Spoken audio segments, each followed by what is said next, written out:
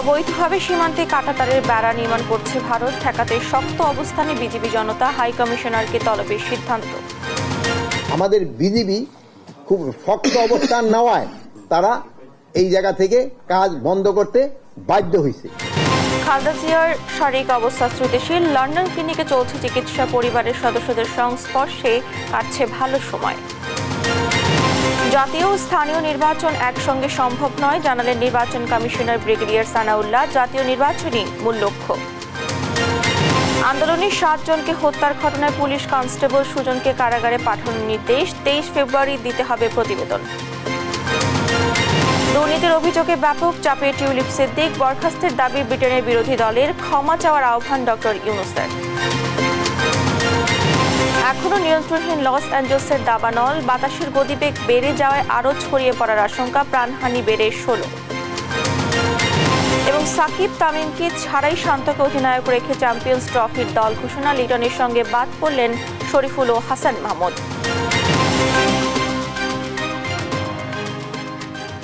আমন্ত্রণ সংবাদ দুপুরে, দেখছেন শিরোনামগুলো, সঙ্গে আছি আমি ডানা ইসলাম। আমিও তো টাকা রাখি, কিন্তু আবার উঠেই খাই ফেলাই। তারপর ভিডিও দেখে একটা সেভিংস অ্যাকাউন্ট করে ফেললাম। বিকাশের মাধ্যমেই আমি টাকাটা ব্যাংকে জমাচ্ছি। অপচয় না করে আমরা যা রুজি রোজগার করি, এটাকে আমাদের আসলে সঞ্চয় করা প্রয়োজন। বিকাশ অ্যাপে ডিপিএস, টাকা জমায় সারা দেশ। এবারে যাচ্ছি বিস্তারিত সংবাদে। বাংলাদেশকে না জানিয়ে আন্তর্জাতিক আইন লঙ্ঘন করে সীমান্তে কাঁটাতারের বেড়া নির্মাণের চেষ্টা করছে ভারত, এমন অভিযোগ করেছেন স্বরাষ্ট্র উপদেষ্টা জাহাঙ্গীর আলম চৌধুরী। তবে বিজেপি ও জনতার শক্ত অবস্থান থাকায় কিছু জায়গায় বেড়া নির্মাণ করতে পারেনি তারা। জানান, 2-1 দিনের মধ্যে ভারতীয় হাই কমিশনারকে তলব করবে পররাষ্ট্র মন্ত্রণালয়। রোববার সচিবালয়ে এক সংবাদ সম্মেলনে এসব কথা বলেন স্বরাষ্ট্র উপদেষ্টা। ফাহিম ইউসুফের প্রতিবেদনে দেখুন বিস্তারিত। বাংলাদেশের কয়েকটি সীমান্তে ভারতের কাঁটাতারের বেড়া নির্মাণের চেষ্টা ঘিরে বেশ কয়েকদিন ধরেই বিরাজ করছে উত্তেজনা।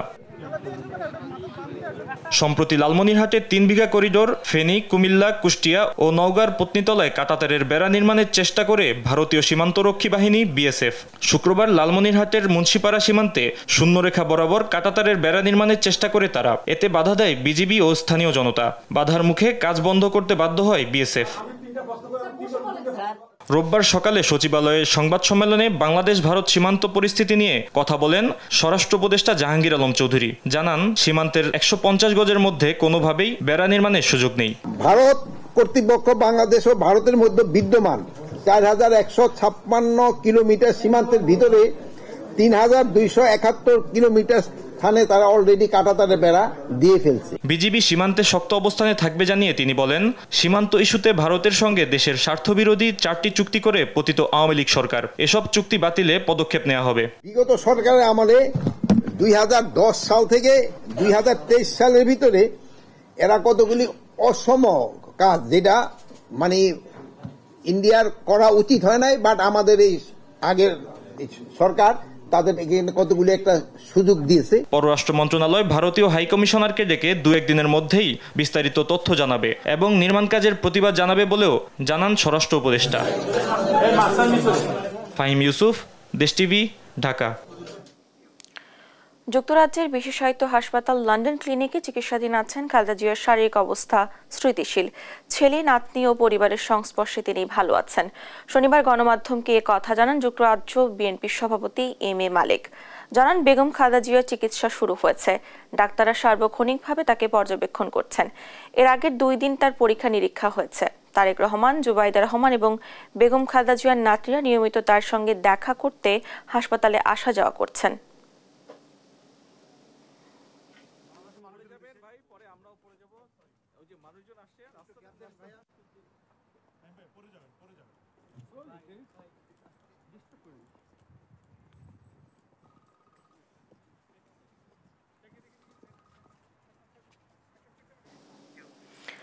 জাতীয় নির্বাচনকে ব্যাহত করতে পারে এমন কোনো সিদ্ধান্তে যাওয়া উচিত নয় বলে জানান নির্বাচন commissioner brigadier general Abul Fazal Mohammad Sanaullah. তিনি আরও বলেন, নির্বাচন কমিশনের মূল লক্ষ্যই জাতীয় নির্বাচন করা। রোববার আগারগাঁওয়ে নির্বাচন কমিশনের আনুষ্ঠানিক সভা শেষে তিনি এ কথা বলেন। জানান, জাতীয় নির্বাচন এবং স্থানীয় সরকার নির্বাচন একসাথে করা বাস্তবসম্মত নয়। নির্বাচন কমিশনার বলেন, সরকার যদি চিঠি দেয় তাহলে জাতীয় নির্বাচনের প্রস্তুতিতে স্থানীয় সরকার নির্বাচন করতে পারবে ইসি।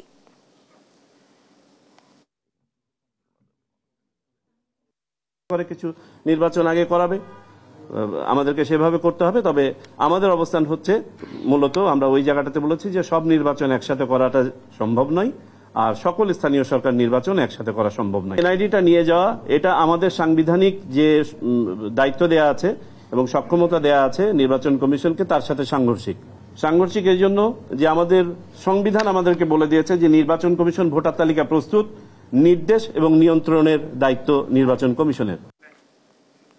রাজধানীর চাংখারপুলে 5 আগস্ট ছাত্র জনতার আন্দোলনে গুলিবর্ষণ ও 7 জন হত্যার ঘটনায় পুলিশের কনস্টেবল সুজনকে গ্রেফতার দেখিয়ে কারাগারে পাঠানোর নির্দেশ দিয়েছেন আন্তর্জাতিক অপরাধ ট্রাইব্যুনাল। একই সঙ্গে তদন্তের অগ্রগতি প্রতিবেদন দাখিলের জন্য 23 ফেব্রুয়ারি দিন ধার্য করা হয়েছে। রোববার ট্রাইব্যুনালের চেয়ারম্যান বিচারপতি গোলাম মুর্তজা মজুমদারের নেতৃত্বে 3 সদস্যের ট্রাইব্যুনাল এই আদেশ দেন। এর আগে সকালে ট্রাইব্যুনালকে কনস্টেবল সুজনকে হাজির করা হয়। 1 জানুয়ারি সুজনকে গ্রেফতারের নির্দেশ দেয় ট্রাইব্যুনাল। মামলার ঘটনায় বলা হয়েছে, কনস্টেবল সুজন ঠান্ডা মাথায় 5 আগস্ট সকালে চানখারপুলে ছাত্র জনতার ওপর গুলি চালায়। এ সময় তাকে উৎফুল্ল দেখা গেছে। ট্রাইব্যুনালে অভিযোগেও এসব বিষয় প্রসিকিউশন টিম তুলে ধরে। ওই দিনের ঘটনার ফুটেজ দেখে আরও কয়েকজন পুলিশ সদস্যকে চিহ্নিত করা হয়েছে। তাদেরকেও গ্রেফতার করার কথা জানিয়েছে প্রসিকিউটররা।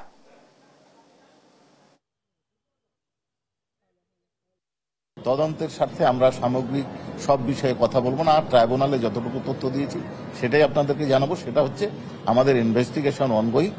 যে সমস্ত এই ব্যক্তি এই অপরাধের সাথে সংশ্লিষ্ট, তারা পুলিশের লোক হতে পারে, পাবলিক হতে পারে, অন্য সংগঠনের হতে পারে, তাদের বিষয়ে তদন্তে যেই দিন আমাদের পূর্ণাঙ্গ তথ্য পাওয়া যাবে সেই দিনই তাদেরকে আমরা গ্রেপ্তারের আবেদন। চাকরিতে পুনর্বহালের দাবিতে অবস্থান কর্মসূচি পালন করছে বিগত সরকারের আমলে বিভিন্ন পদ থেকে চাকরিচ্যুত পুলিশ সদস্যরা। রোববার রাজধানীর বঙ্গবাজারে পুলিশ হেডকোয়ার্টারের সামনে এই কর্মসূচিতে অংশ নেন চাকরিচ্যুত 661 জন সদস্য। তারা দাবি করেন, আওয়ামী লীগ সরকারের আমলে বিভিন্ন সময় মিথ্যা কারণ দেখিয়ে তাদের চাকরিচ্যুত করা হয়। পরবর্তীতে চাকরি ফিরে পেতে আদালতের দ্বারস্থ হন তারা। প্রশাসনিক ট্রাইব্যুনাল থেকে চাকরিতে যোগদানের রায় পেলেও পুলিশ সদর দপ্তর থেকে কোনো আশ্বাস ও সহযোগিতা না পাওয়ার অভিযোগ করেন তারা।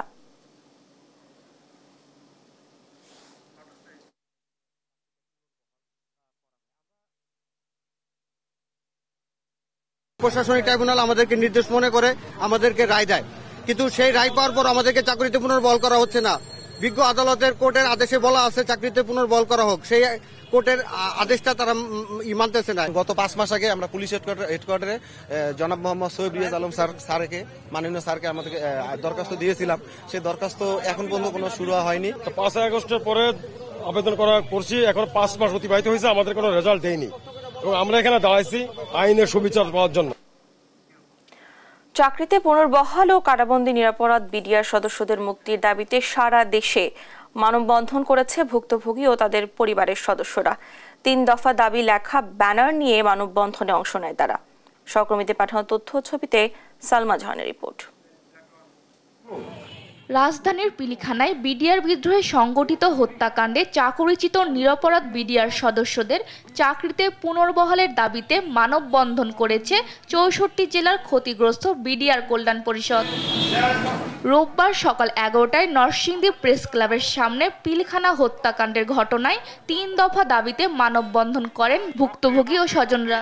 এ সময় তদন্ত কমিশন করে পিলখানা হত্যাকাণ্ডের মূল রহস্য উদ্ঘাটনের দাবি জানান তারা। দায় দোষী সমস্ত কিছু চাপিয়ে দিয়েছেন বিডিআর বাহিনীর উপর, যা আদৌ এই সুশৃঙ্খল বাহিনী দ্বারা এই ধরনের হত্যাযজ্ঞ চালানোর দুঃসাহস করে না। ফলে এই ভারতদুষ্ট সরকার এভাবে দেশকে ধ্বংস করে, এভাবে বাহিনীকে ধ্বংস করে সেনাবাহিনী এবং বিডিআর এর মধ্যে একটা বৈষম্য দূরত্ব সৃষ্টি করেছিলেন। 57 জন সেনা অফিসার ও বিডিআর সদস্য সহ 74 জনকে হত্যার বিচার দাবি চাকরিচ্যুত ও ক্ষতিগ্রস্ত বিডিআর সদস্যদের চাকরিতে পুনর্বহালের দাবিতে মানববন্ধন হয়েছে নড়াইল প্রেস ক্লাবে। পরে দাবি সম্বলিত লিফলেট বিতরণ করেন বিডিআর সদস্যরা। যে সকল নির্দোষ বিডিআর সদস্য এখনো কারাবন্দী আছে এবং সাজা শেষ হয়ে জেলখানায় আছে এবং যারা আদালতে বেকসুর খালাস পেয়েছে তারা জেলবন্দি আছে, তাদের মুক্তির জন্য দাবি জানাচ্ছি। একই দাবিতে বাগেরহাট প্রেস ক্লাবের সামনেও মানববন্ধন কর্মসূচি পালন হয়। পিলখানা হত্যাকাণ্ড ঘটেছিল 2009 সালের 25 ফেব্রুয়ারি, কিন্তু আমাদের আতঙ্কের ভিতরে ফেলে দিয়ে 26শে ফেব্রুয়ারি সকাল 9টার পরে আমাদের ঢাকার বাইরের সকল ইউনিটগুলো থেকে সেনা অফিসাররা ওনারা নিজ নিজ ইউনিটে প্রত্যাখ্যাপন করেন। পরবর্তীতে আমরা আতঙ্কিত হয়ে আত্মরক্ষার জন্য, সরকারি জানমাল হেফাজত করার জন্য আমরা অস্ত্র হাতে নিয়ে ইউনিটকে নিরাপত্তা নিশ্চিত করেছি। সেটাই ছিল আমাদের অপরাধ, আমরা তো কোনো বিদ্রোহ করে নেই। মানববন্ধন হয়েছে জয়পুরহাট, নেত্রকোনা, মাগুরাতেও। সালমা জাহান, নিউজ ডেস্ক, দেশ টিভি। দেশের মোট শ্রমিকের 85% শ্রমিক অপ্রাতিষ্ঠানিক খাতে কাজ করে। তাদের বেশিরভাগই কোনো আইনি সুরক্ষা নেই বলে জানান শ্রম সংস্কার কমিশনের প্রধান সৈয়দ সুলতান উদ্দিন আহমেদ। রোববার শ্রম খাতে সংস্কারের প্রস্তাবনা দিতে সিপিডির আলোচনায় তিনি এসব কথা বলেন। এ সময় শ্রমিকদের বৈষম্যের নানা তথ্য তুলে ধরে তা দূর করতে দীর্ঘমেয়াদী সংস্কার পরিকল্পনার পরামর্শ দেন সিপিডির গবেষণা পরিচালক ডক্টর খন্দকার গোলাম মুয়াজ্জেম। এছাড়া শ্রমিক অধিকার নিশ্চিতে 2025 সালকে শ্রম সংস্কারের বছর ঘোষণার দাবি জানায় সিপিডি।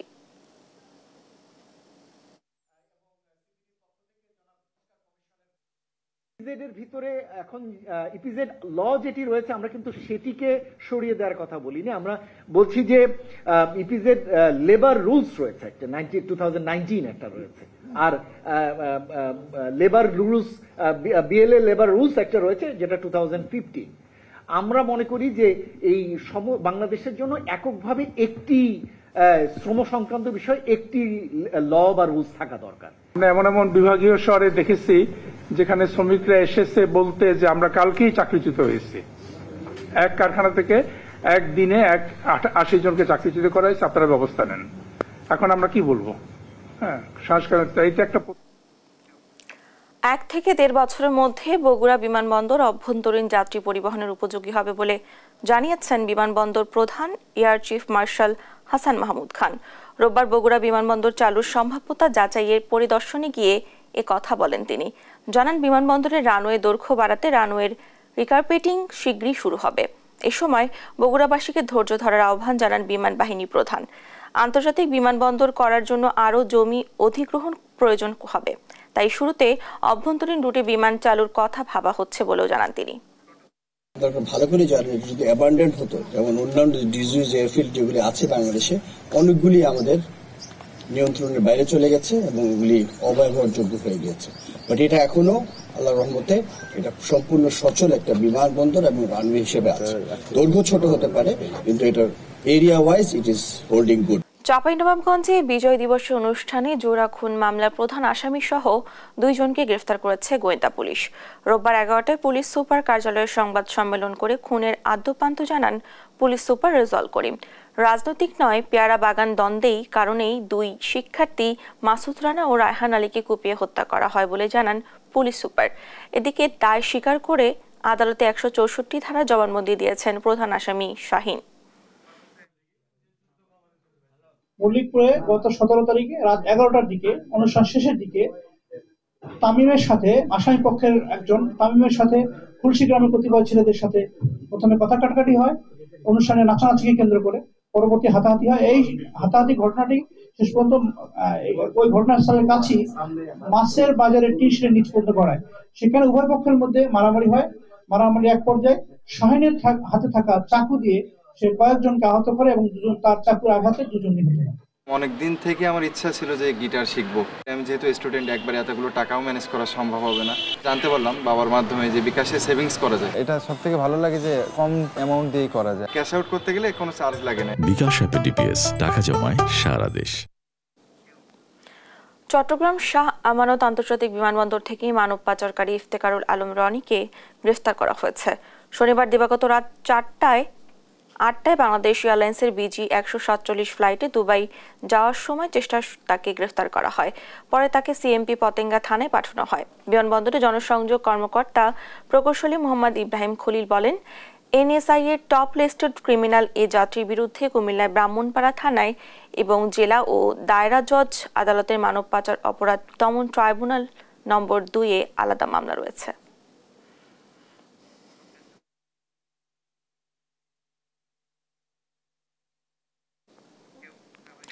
ফরিদপুরে বাস ট্রাকের মুখোমুখি সংঘর্ষে 2 জনের মৃত্যু হয়েছে, আহত হন অন্তত 30 জন।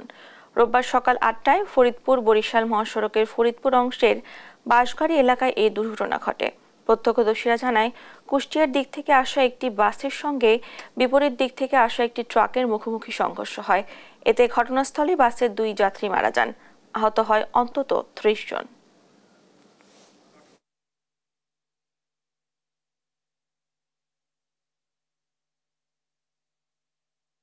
যারা আহত আছে তাদেরকে আমরা আমাদের অ্যাম্বুলেন্স দিয়ে 250 বেডে হসপিটালাইজড করছি। এরপর বাদবাকিগুলো আমরা যেটা আমাদের যে কাজ বা পাবলিকের যে আকাঙ্ক্ষা সেটা হচ্ছে যে বাসটা পড়ে গেছে, বাসের মধ্যে কোনো লোক আটকে আছে কিনা এবং বাসের নিচে কি একটা আপডেট আছে কিনা আটকে আছে তাদেরকে সার্চ করার দায়িত্ব সেটাই আমরা করেছি। কিশোরগঞ্জে বিএনপির সম্মেলনকে কেন্দ্র করে 2 গ্রুপের সংঘর্ষে ছুরিয়াঘাতে নিহত হয়েছেন ইউনিয়ন বিএনপির সাবেক সভাপতি আবুল হাসান রতন, আহত হন অন্তত 5 জন। রোববার সকালে তাড়াইল উপজেলার রাউতি ইউনিয়নের বানাইল বাজারে এই সংঘর্ষের ঘটনা ঘটে। পুলিশ জানায়, শনিবার রাউতি ইউনিয়ন বিএনপির সম্মেলনে মাধ্যমে নতুন কমিটি হয়।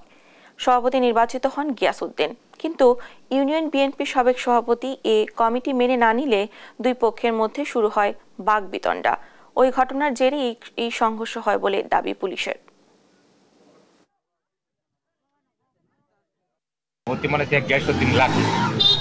মানে আমাদের গেসু কাকা আছে, গেসু কাকা সভাপতি মানে এডি নিয়ে মূল মেরুদণ্ড, মানে বিএনপির কমিটি ঝগড়াটা। হ্যাঁ, আর রানিং যে সভাপতি তার কারণে সভাপতি বানাইলো না, ডাকলো না, এই হলো সমস্যা।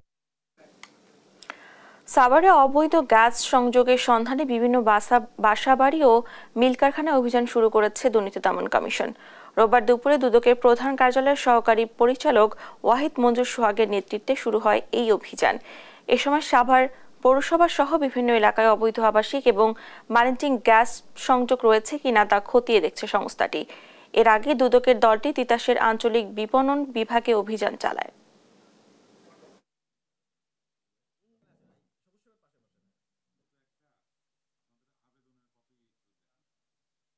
সুনির্দিষ্ট অভিযোগের ভিত্তিতে আমরা আজকে সকাল থেকে অভিযান পরিচালনা করছি। আমরা সকালে শুরুতেই তিতাস কার্যালয়ে গিয়েছিলাম সাভারের, সেখান থেকে আমরা প্রয়োজনীয় সংখ্যক রেকর্ডপত্র তাদের কাছে চেয়েছি, তারা সেগুলো আমাদেরকে সরবরাহ করবে।